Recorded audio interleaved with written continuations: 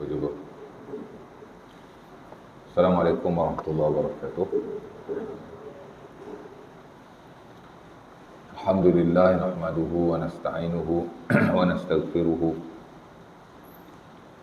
wa na'udzu billahi min shururi anfusina min sayyiati a'malina may yahdihillahu fala mudilla lahu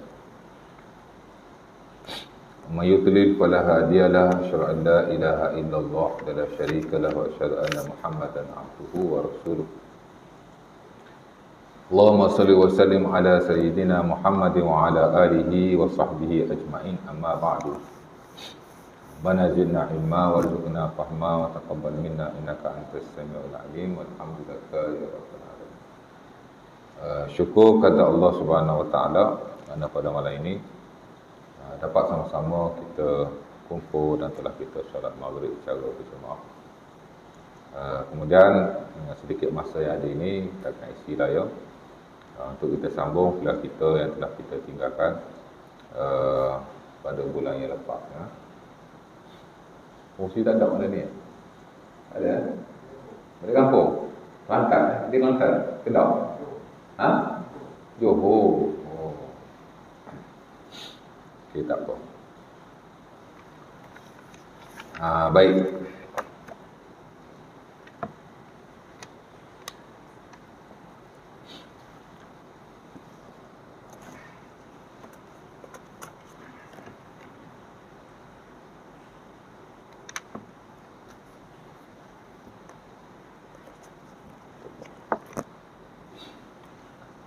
Jadi kita akan sambung kelas kita di mana kita hari tu, last hari tu kita berada dalam tajuk menggugurkan kandungan ataupun dalam istilah Arabnya disebut sebagai isqatu al-janin, menggugurkan kandungan. Dan kita dah baca hari itu tentang beberapa perenggan yang pertama. Ada ayat Al-Quran dalam surah At-Takwir ayat 8 hingga ke 9 di mana Allah Subhanahu wa taala berfirman, wa idzal mau'udatu su'ilat bi ayyi dzambin qutilat. Pada hari akhirat nanti anak perempuan yang ditanam, of course lah ditanam hidup-hidup, yang disebut sebagai al-mau'udah. Pasal yang ditanam ni ada dua. Pertama yang ditanam setelah dia mati, itu tak ada apa-apa, memang dah mati kena tanam. Ya tak? Sesiapa pun, bukannya anak-anak yang kecil, kita pun bila dah mati tanamlah ya. Sebab itu dalam ilmu fiqh syariah adanya ahkam dafan. Dalam fiqh jenazah ada hukum hakam kebumian. Pasal at the end, selepas seseorang itu mati, dia mesti dikebumikan, ditanamlah ya. Masuklah bumi, tanamlah. Boleh cakap tanam lah, ke bumi lah ya, elok sikit. Orang kita cakap tanam aja, boleh lah kot ya, tanam. Yang tanam pokok ya.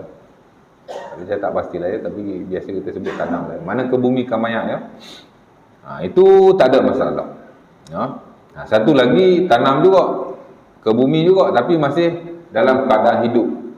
Dan ini dilakukan oleh orang Arab jahiliyah pada zaman sebelum Rasulullah SAW dibangkitkan menjadi Rasul, yang disebut sebagai al-mau'udah. Dan Allah Subhanahu Wa Taala menyatakan pada hari akhirat nanti al-mau'udah akan ditanya kenapa dia ditanam. Al-mau'udah ni mana anak-anak kecil yang ditanam. Pada waktu itulah ya. Wa idzal mau'udatu su'ilat bi ayyi dzambin qutilat. Pada hari akhirat nanti anak-anak kecil yang ditanam secara hidup-hidup. Perempuan lah ya, kebiasaannya perempuan. Sebab itu disebut sebagai al-mau'udah, yang ditanam hidup-hidup perempuan. Ujung tu dia panggil marbutah untuk perempuan lah ya, untuk anak yang wanita, anak perempuan. Pasal apa Allah Subhanahu Wa Taala nyatakan dalam surah ini? Kerana memang dilakukan oleh orang Arab jahiliyah. Quraisy atau bukan Quraisy, tak kisah, asal orang Arab pada waktu itu, antara adat mereka ialah mereka menanam anak perempuan hidup-hidup, especially golongan bangsawan, kerana mereka malu apabila mereka melahirkan anak wanita. Mereka nak anak lelaki, jadi mereka tanamlah ya. Tapi tidak semua mereka melakukannya. Ada sebahagian melakukannya, ada tidak melakukannya. Tapi amat diketahui bahawa ada di kalangan mereka yang menanam bayi wanita hidup-hidup, bayi kanak-kanak perempuan hidup-hidup. Sebab tu Allah Ta'ala rekodkan dalam ayat berkenaan.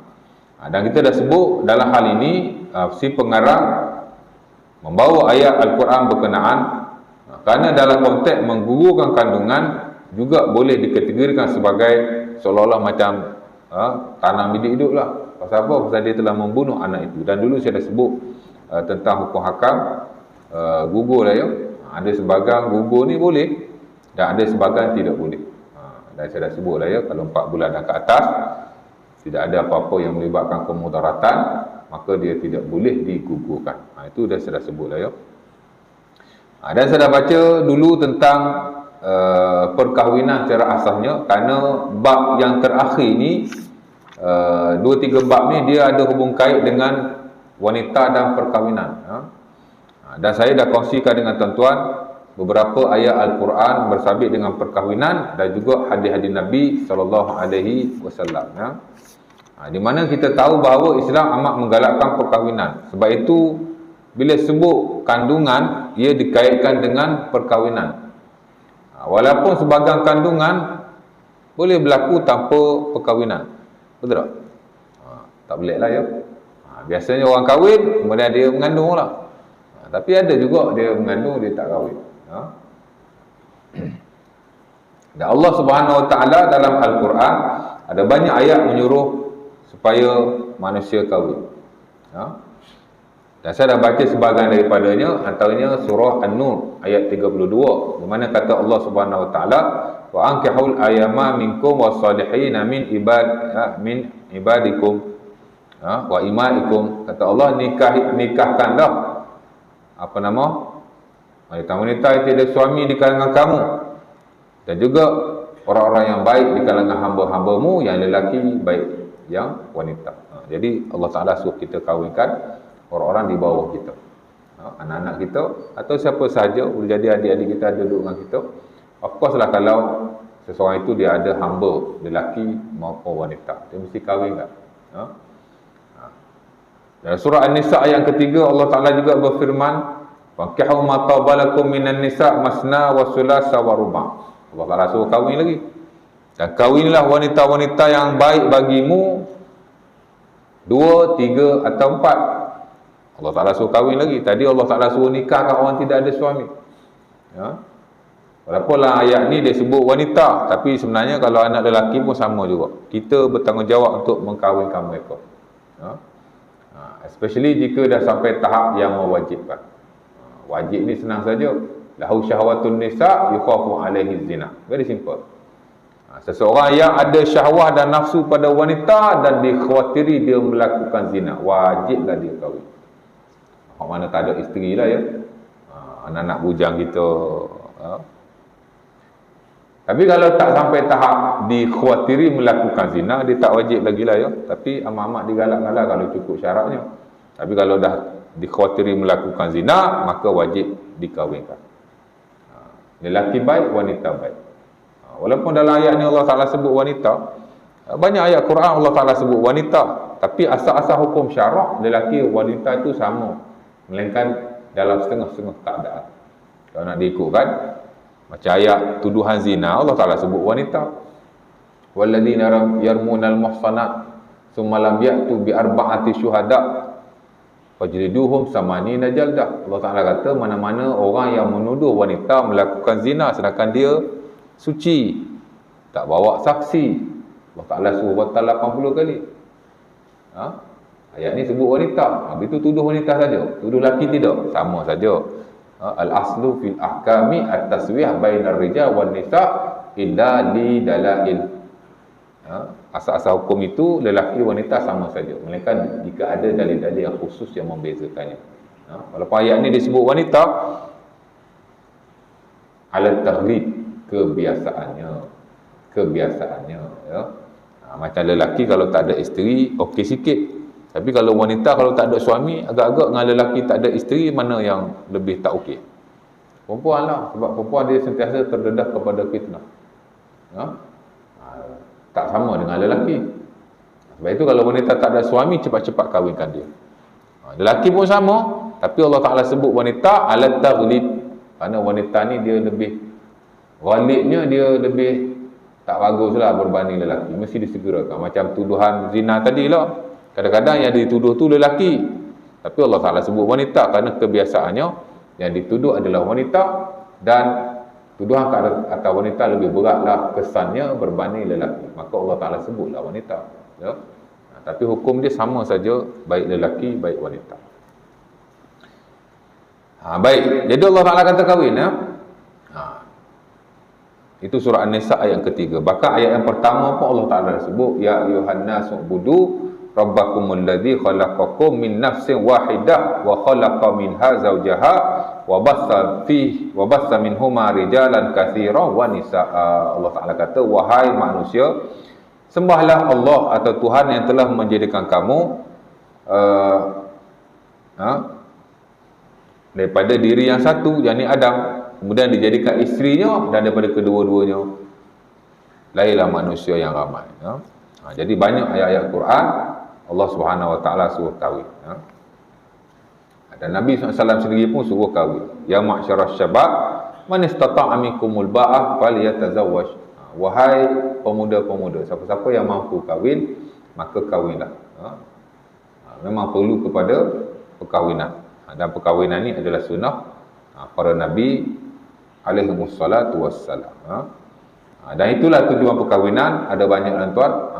Antaranya ialah dia panggil untuk nak menjaga gharizah basyariah, kerana nak menjaga nafsu kemanusiaan. Sebab kita nak kena tahu Islam yang diturunkan oleh Allah Subhanahu Wa Taala, dia tidak pernah memerangi nafsu. Tak pernah, ya. Pasal nafsu ni ciptaan Allah Ta'ala juga. Bahkan manusia memang tak boleh hidup tanpa nafsu. Mesti ada nafsu. Sebab tu Allah Ta'ala bagi nafsu. Cuma Islam menyalurkan nafsu ke tempat yang betul. Itu saja. Islam tidak pernah memerangi nafsu. Boleh, tapi mesti disalurkan di tempat yang betul. Dipanggil gharizah basyariyah. Dan antara tujuan perkahwinan pun, itulah tujuannya, supaya nafsu manusia dari sudut nak kepada wanita disalurkan ke arah yang betul. Islam tak kata tak boleh kahwin. Dalam agama terdahulu dia panggil ikhtisar. Ada dia panggil apa? Kependitaan. Dia tak nak kahwin, nak hanya ibadah kepada Allah. Itu dia panggil rahbaniyah. Maka dia panggil, dia buat ikhtisar. Ikhtisar ni dia matikan alat kemaluan dia tu. Dan antara sahabat Nabi SAW yang minta izin dengan Nabi untuk hanya beribadah kepada Allah, tak nak kahwin dan tak nak campur orang, ialah Uthman bin Mas'ud. Dan ini disebut oleh Anas bin Malik dalam Sunan Abi Dawud. Naha Rasulullah anit tabattul an Uthman bin Mas'ud. Katanya Nabi SAW melarang kepada Uthman bin Mas'ud at-tabattul. Mana tabattul? Ibadah saja tak bercampur dengan orang. Tarkud dunya lil ibadah. Tinggal dunia untuk ibadah. Uthman bin Mas'ud ni dia rajin ibadah. Dia ada beberapa orang sahabat Nabi sallallahu alaihi wasallam yang Nabi tegur kerana kuat sangat ibadah. Sampai tak bercampur dengan orang. Kalau ada isteri pun ditinggalkan isterinya. Bukan ditinggalkan, dia tidak menggauli isteri. Ada kisah yang masyhur Abu Darda radhiyallahu taala anhu, Sunan Abi Dawud, ditegur oleh Sama Al-Farisi. Dia tak puas hati, kita tanya Nabi, Nabi kata betul lah tu. Pasal tiap-tiap malam semayang, dia tidak tidur bersama isteri. Puasa pun hari-hari puasa. Ada lagi sahabat Nabi Abdullah bin Amr bin Al-As pun sama juga. Every night dia qiyamul lail, semayang malam, sama juga, tak menggauli isterinya. Puasa hari-hari. Jadi kuat ibadah. Nabi pun membetulkan juga beliau agar tidak melakukan hal yang demikian. Dan sama juga dengan Uthman bin Mas'ud, Nabi larang tabattul, yakni tarkud dunya lil ibadah, meninggalkan dunia hanya untuk ibadah. Pasal Islam ni dia agama, bukan agama bersendirian, ya. Dia bukan agama rahbaniyah. Baik, Jadi kata Anas bin Malik, Nabi larang tabattul ke atas Uthman bin Mas'ud. Walau azina lahu lahtasaina. Nabi larang, dia tak kahwin, Nabi suruh kahwin. Dan kalau Nabi mengizinkan, nescaya kami pun akan melakukan ikhtisar. Ikhtisar ni kami pun tak nak kahwin juga, kami pun nak tinggalkan dunia juga, nak ibadah macam dia. Kalau Nabi bagilah, kami nak ikhtisar, mana nak matikan kemaluan. Sebab dah tak nak kahwin. Jadi bila matikan kemaluan, tak ada nafsu dah. Kan? Kalau Islam agama yang memerangi nafsu, nescaya ikhtisar dibenarkan. Takkan salah nak potong ke, nak cucuk ke, nak makan ubat ke, janji benda tu tak hidup ataupun tidak berfungsi dan tidak ada nafsu. Tapi Nabi tak benar. Nahan Nabi at-tabattul. Nabi tak benar tabattul. Lepas tu dia kata nasib baik Nabi tak benar. Kalau Nabi benarkan, nescaya kami akan ikhtisar. Kalau Islam agama yang kita kata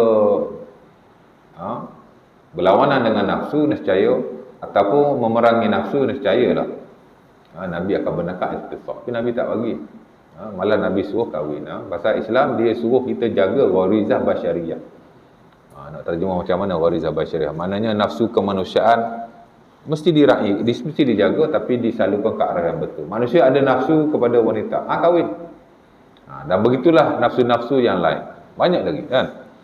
Nafsu makan umpamanya. Mana ada Islam kata jangan makan? Cara ayat Quran atau hadis Nabi yang Nabi kata jangan makan? Tak ada lah pasal Nabi pun makan. Kan? Malah dalam ayat Quran Allah Ta'ala suruh makan. Wa kulu washrabu la tusrifu innahu la yuhibbul musrifin. Allah Ta'ala kata makanlah kamu dan minumlah kamu, cuma jangan kamu berlebih-lebihan. Allah Ta'ala tak suka orang yang berlebih-lebihan. Makan dan minum Allah Ta'ala bagi had. Bagi Allah Ta'ala benarkan. Pasal nafsu manusia mesti makan.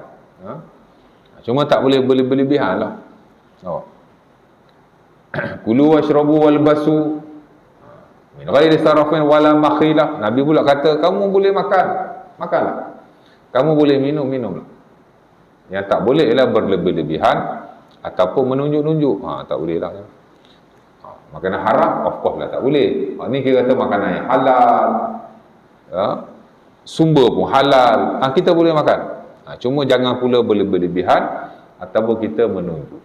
Maknanya Islam benarkan kita makan. Pasal nafsu manusia mesti makan. Tapi mesti dengan cara yang betul. Mana tak boleh berlebih-lebihan. Sebab itu adanya fiqhu al-at'imah. Ada fiqh makan dan minum. Bahkan ada adabul akli wa syurbi. Ada adab makan dan minum. Dan makan pun tak dihadkan berapa kali sehari kita nak makan. Cari ayat Quran lah. Allah Ta'ala suruh makan berapa kali? Tak ada. Hadis Nabi pun tak ada. Berapa kali nak makan? Nampak? Ataupun ada benda yang tak boleh makan dengan sebab ni makanan bangsawan. Tak ada juga. Sebab itu dulu-dulu ada dia panggil golongan yang larang orang makan makanan-makanan yang sedap. Seperti daging. Dululah dulu. Sekarang tak tahulah ya. Terutama di kalangan orang-orang sufi ya. Dia tak nak bagi orang makan makanan yang sedap-sedap. Takut orang lalai dalam ibadah. Dia suruh makan yang makanan yang biasa-biasa saja. Sebab itu Al-Imam Al-Qurtubi rahimahullahu ta'ala, bila dia karang tafsir dia dan dia hurai tentang ayat makan dan minum, dia pun mengecam golongan-golongan yang terlalu sempit dalam hak hewan makan dan minum. Sampai kata satu hari tak boleh makan lebih daripada satu kali. Ada golongan yang larang makan daging dan makan anggur. Ba'dun nas ayat kulu al-lahma wal inab. Kana Nabi wa ashabuhu ya'kuluna al-lahma wal inaba thumma yakhrujuna ila shalah. Ada golongan yang dia kata nak jaga sangat makan, tak bagi orang makan, nak jaga ibadah sampai tak bagi makan daging dan anggur. Sedangkan Nabi SAW makan daging dan sahabatnya juga makan anggur, tapi mereka bila sampai waktu semayang pergi semayang. Maksud tidak ada apa-apa masalah dari sudut makanan nak makan dan seumpamanya. Kerana tak dinafikan makan daging ni kita makan yang sedap lah. Bila makan yang sedap orang jadi lalai ibadah. Jadi dia tak benar. Itu satu ketelampauan kata Al-Imam Al-Qurtubi rahimahullah ta'ala. Dan begitu juga nafsu-nafsu yang lain. Manusia ada nafsu tidur. Mana ada Islam kata jangan tidur. Kan? Idza na'asa ahadukum Nabi kata idza shalla ahadukum wa huwa na'is falyarqud. Sahih Bukhari atau Muslim daripada Aisyah radhiyallahu taala anha, Nabi kata bila kamu semayang tiba-tiba kamu mengantuk, tidurlah. La'allahu wa idza shalla wa huwa na'is la'allahu yastaghfir fa yasubbu nafsahu. Kadang-kadang bila dia semayang kadang mengantuk, dia sangka dia istighfar, padahal dia mencaci dirinya. Jadi Nabi kata kalau mengantuk tidur, takut hak kita baca tu salah. Macam tu lah lebih kurang ya.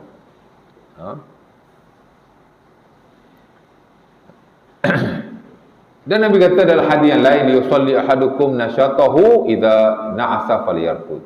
Adalah kamu semayang dalam keadaan cergas, dan bila kamu mengantuk tidur. Jadi tak boleh ibadah dalam keadaan kita mengantuk, mesti tidur. Orang ini suruh tidur lah.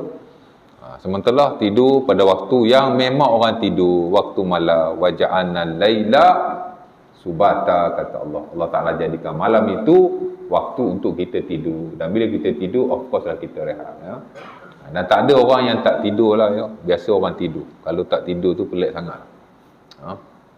Kadang-kadang kita baca juga ada majalah-majalah tu dia kata fulan bin si fulan tak tidur sejak 20 tahun. Negara Mak Saleh sana lah. Kita pun tak pasti, ada juga penyakit tak boleh tidur. Itu lain lah ya. Tapi asal manusia mesti tidur. Dan begitu dengan nafsu-nafsu yang lain ya.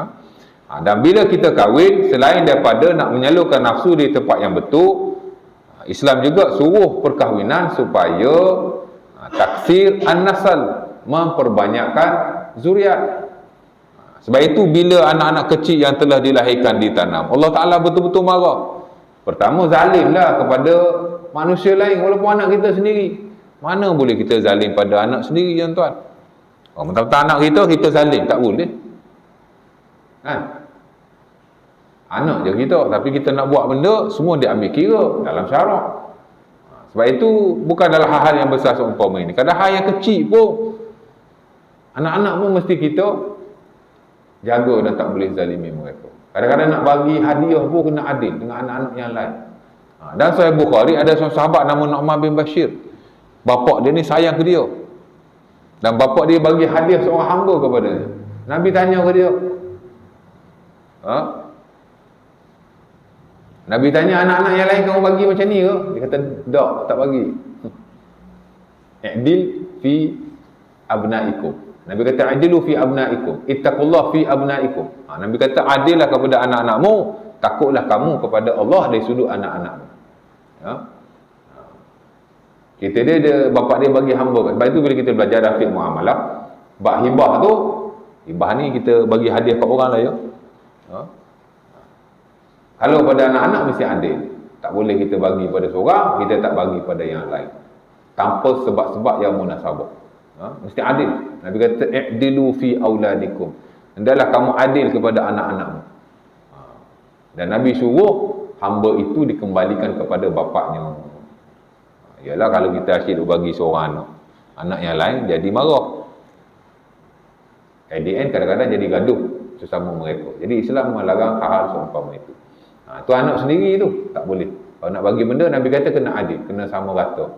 Kena orang kata apa, tak boleh zalim tak. Apatah lagi kezaliman yang lain. Ini dia tanam anak dia.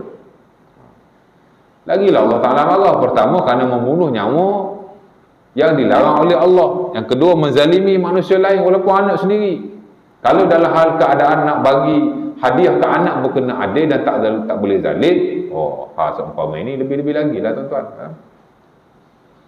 Dan yang ketiga, dia bercanggah dengan prinsip taksir an-nasal, memperbanyakkan zuriat. Pasal apa Islam suruh kahwin? Banyak sebab. Tadi nafsu lah ya. Sebab yang lain ialah supaya membanyakkan zuriat. Sebab itu ada seorang sahabat Nabi dan Sunan Abi Dawud daripada Abi Hurairah. Dia pergi jumpa Nabi, dia kata, ya Rasulullah, inni tazawwajtu imra'atan ghaira annaha la talid. Wahai Nabi, aku ni nak kahwin seorang wanita, cuma wanita ni mandul. Apa atazawwajuha? Boleh tak aku kahwin dengan dia? Pasal kata Nabi hatta qalaha salasan. Nabi diam sampai dia kata 3 kali. Tanya kali kedua, Nabi diam lagi. Tanya kali ketiga, Nabi diam lagi.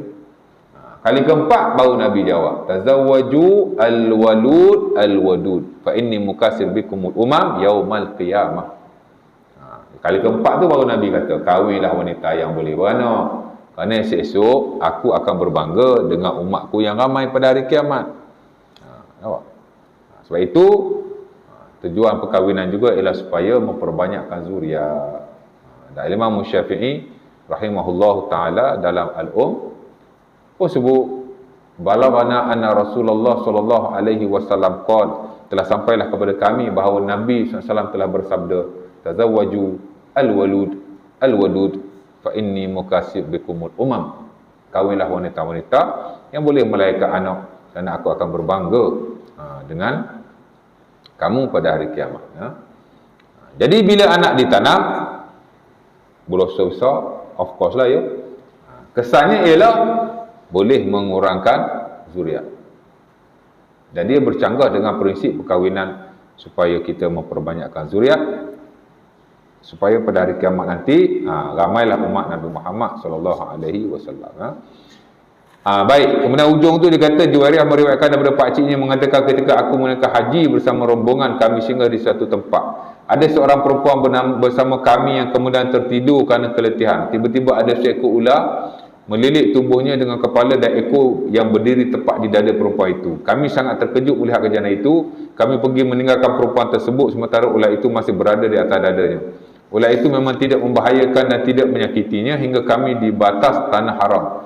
Kami pun melanjutkan perjalanan untuk melakukan manasik haji dan meninggalkan perempuan itu di suatu tempat, di suatu lembah. Setelah sempurna melaksanakan manasik haji, kami kembali ke tempat di mana kami meninggalkan perempuan itu. Perempuan itu terjaga dari tidurnya setelah mendengar kedatangan kami, namun tiba-tiba lembah itu dipenuhi oleh sekawan ular yang banyak. Ular itu akhirnya mengumurni wanita itu, mematuknya dan menghabiskannya hingga tinggal tulang-tulang sahaja. Kami semua sangat terkejut dan merasa takut dengan pemandangan yang nampak di hadapan kami, hingga akhirnya saya bertanya kepada salah seorang pelayan yang biasa menemani perempuan itu. Kami tanya dia siapa sebenarnya perempuan ini. Dia menjawab dia adalah pelacur yang telah hamil 3 kali. Setiap kali dia melahirkan janinnya, dia menyalakan api atau tungku dan melemparkan bayinya ke dalam tungku tersebut. Saya cari nas ini atau riwayat ini, tapi tak jumpalah, saya tak pasti akan kesahihannya. Tapi zahirnya saya rasa cerita ini tidak sahih. Kerana kalau kita lihat dalam hadis-hadis yang sahih, kita cerita seumpama ini tidak ada. Allah Ta'ala azab direct punya tak ada. Wallahu Ta'ala alam. Jadi saya pun tak boleh nak hurai lah ya. Saya tak pastilah dia punya nas ni. Juwairiyah ni isteri Nabi. Kalau isteri Nabi meriwayatkan, dia mesti ada dalam buku-buku hadis lah. Sekurang-kurang ta'if, walaupun ta'if yang berat. Tapi saya tak pasti, saya pun tak boleh nak urat ya. Cerita dia, perempuan ni dia pelacur. Tiap kali dia mengandung, dia membunuh janinnya hingga dia diazab di hadapan Juwairiyah ketika dia melakukan haji. Wallahu ta'ala alam. Bila kita belajar Quran dan tafsir para ulama serta hadis-hadis Nabi, Sahih Bukhari, Muslim, hatta kitabus sunan, kita tak dapati cerita-cerita seumpama ini. Sebab itu secara peribadi saya kata mungkin cerita ini tidak sahih. Wallahu ta'ala alam. Tapi pengajarannya ialah kita tidak mengambil ringan dalam hak ehwal yang melibatkan janin. Dan of course lah hari ni tuan-tuan, kalau nak gugur kandungan pun mesti melalui endorsement daripada doktor lah ya. Ini kalau melalui proses yang betul lah ya. Tapi kita tak nafi juga banyak dia panggil apa, proses pengguguran disebabkan alat lawan nikah dan seumpamanya. Itu anak lawan nikah tak lawan nikah pun dia tak boleh digugurkan, especially kalau dah lebih 4 bulan. Kerana roh telah ditiup. Kita belajar hadis 40 Nawawi. Hadis ke berapa? Hadis pertama hadis Amalu Biniyah, hadis kedua Arkanul Islam, hadis ketiga Maratibuddin, hadis keempat itu hadis Ibnu Mas'ud, Marahil Khalqil Insan, tahap penciptaan manusia dalam perut tu lah. Dan Nabi sebutlah hadis yang panjang, bila bersatunya benih suami dan isteri, kemudian dia akan berlaku, Allah Ta'ala sebut dalam Quran yang mula-mula dia setitik air mani kemudian bergabung menjadi seketul darah kan. Kemudian dia sampai jadi bayi itulah, sampai dia umur 4 bulan, 120 hari. After 4 bulan, Allah Ta'ala hantar malaikat. Malaikat pun tanya, dia ni lelaki ke, dia ni wanita ke. Malaikat tanya, dia ni umur banyak mana, rezeki banyak mana. Fakataba fi batni ummihi, Allah Ta'ala mewahyukan kepada malaikat. Malaikat terus menulisnya ketika berada dalam perut ibunya. Maksudnya dia umur 4 bulan lah ya. Sebab itu apa-apa pengguguran dia mesti before 4 months, sebelum 4 bulan. Jika ia tidak melibatkan kemudaratan kepada si ibu lah. Tapi kalau dah lebih 4 bulan, mungkin sebelum tu tak tahu, after 4 bulan baru tahu. Kalau diteruskan janin ini, dia akan membahayakan ibu. Ibu boleh mati, itu baru boleh digugurkan. Tapi in normal cases tak boleh, walaupun anak tu cacat. Teknologi hari ni tuan-tuan, dengan ultrasound kita boleh tahu bayi itu ada kecacatan yang major ataupun tidak. Kalau minor-minor kecacatan, okey lah ya. Tapi yang major, macam budak ni ada sindrom Down ke, before 4 months dah boleh tahu. Jadi boleh gugur ke tak boleh gugur?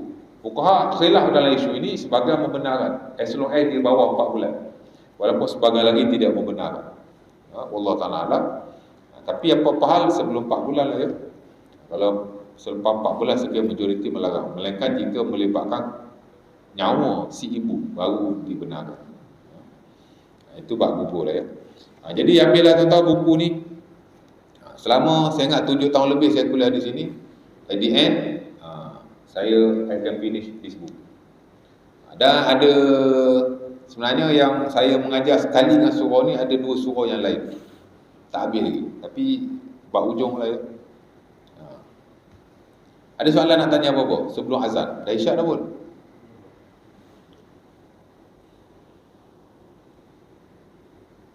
Dia kata dah isyak dah. Ada soalan? Simple question, simple answer. Kalau ada lah. The next nanti kita dah tak baca dah buku ni ya. Mungkin kita baca buku yang lain, insya-Allah taala. Jadi kalau tak ada apa-apa saya berhentilah. Jadi ngam-ngam kan. Bukan senang nak khatam satu buku di sesuatu surau. Kadang tak sempat habis. Saya ada 2 surau lagi. Satu surau tu 2 tahun lepas dia dah stop rasa punya kuliah. Sebenarnya ada ujung-ujung lah dia stop. Sebab tukar AJK, fungsi tak tukar, AJK tak tukar. Separuh AJK masih nak saya, separuh AJK dah tak nak. AJK baru kan tak mau. Tak apalah. Lepas tu dia minta saya sambung lagi. Jadi sambung balik dah buku ni. After 2 years dia minta saya sambung balik. Boleh lah. Lepas ada satu surau lagi pun tak habis. Adalah 2-3 tajuk yang last. Jadi insya-Allah taala mudah-mudahan kita dapat sedikit sebanyak manfaat selama kita baca buku ini, dan mudah-mudahan Allah Taala beri pengampunan kepada si pengarang buku Syekh Muhammad Mahmud. Dan sebenarnya buku ni adalah sedikit sebanyak kekurangan di mana nanas yang diketengahkan kadang-kadang tidak dinyatakan daripada mana. Kita kena, saya pula nak check dia punya nas. Tapi tak apa, as long as saya rasa buku ni untuk bacaan taklah buku yang terlalu bagus, tapi okey lah. Kerana ia adalah kita boleh kata cedokan ataupun ringkasan kepada buku Al-Kabair, dosa-dosa besar yang dikarang oleh Al-Imam Az-Zahabi rahimahullah ta'ala. Sebab itu kalau ada majlis surau nak ajar tentang dosa-dosa yang besar, saya terus baca buku Al-Kabair yang dikarang oleh Al-Imam Az-Zahabi. Ada terjemahan Melayu dan saya tak baca lagi buku ni. Saya tak baca lagi buku ni ya. Saya terus kepada buku Induk je. Kerana buku Induk tu dia lebih jelas. Dan setiap hadiah ini ketengahkan dinyatakan sadaran. Saya rasa itu lebih baik ya. Jadi setakat itu dulu aku Qul Azab. Assalamualaikum warahmatullahi wabarakatuh. Tutup majlis tasbih kafarah dan surah Al-Asr.